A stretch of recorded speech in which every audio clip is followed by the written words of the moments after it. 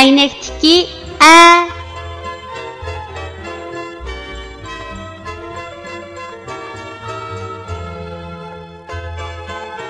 Bu harfning talaffuz qilinishi mundaq.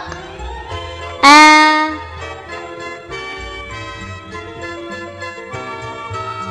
Endi bu harfni o'z ichiga olgan misollarni ko'rib o'tamiz. A'ning ayrim shakli. Misol atlas.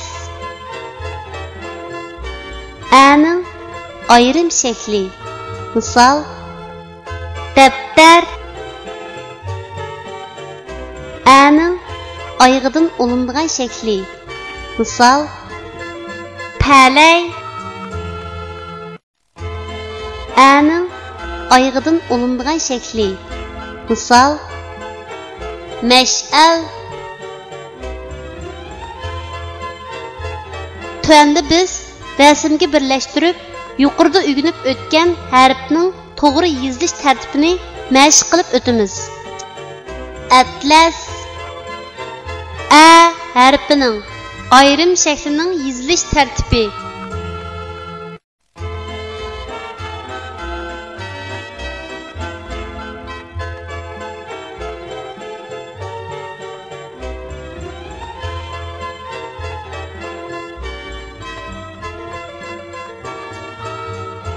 Daftar.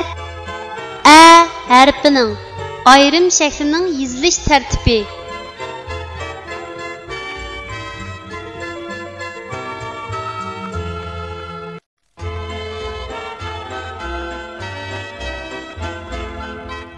Palay. A harfining oyog'idan olinib keladigan shaklning yozilish tartibi.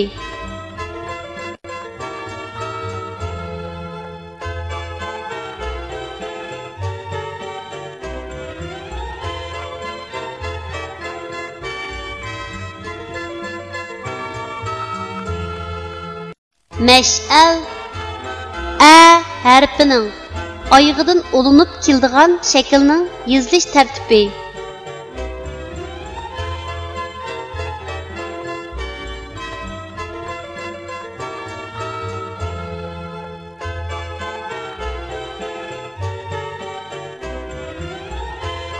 Kichik do'stlar, tuandagi so'zlarni menga aytib o'qinglar. Ni, a, na, ti, a, ta, ata, a, na, ana, a, ta, ata.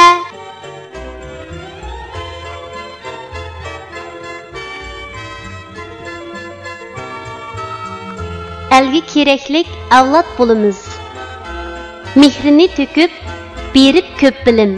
Savatliq qildi bizni muallim. Elgi keraklik avlod bo'lamiz. Tirishib a'la o'qib har doim.